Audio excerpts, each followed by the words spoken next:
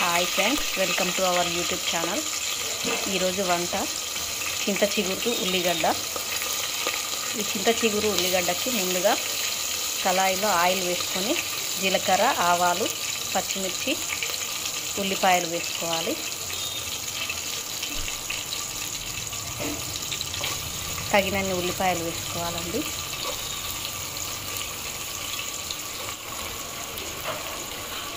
ఒక 4-5 baby onions కూడా వేసుకుంటే ఈ చింత చిగురు పులుపు వాటికి పట్టి చాలా రుచిగా ఉంటుందండి.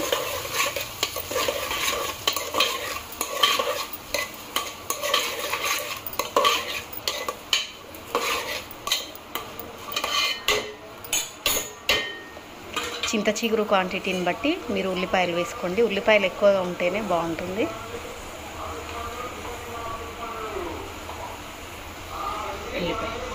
కొంచెం వెల్లుల్లి పేస్ట్ ఇది కొంచెం వేగిన తర్వాత ఇప్పుడు చింత చిగురు వేసి కలుపుకోవాలండి.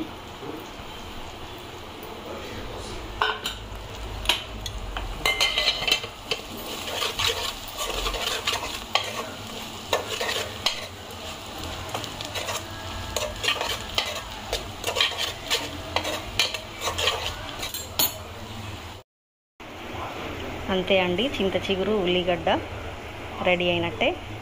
ఈ వీడియో కనుక మీకు నచ్చినట్లయితే లైక్, షేర్ అండ్ సబ్స్క్రైబ్ చేసుకోండి ఫ్రెండ్స్. బాయ్.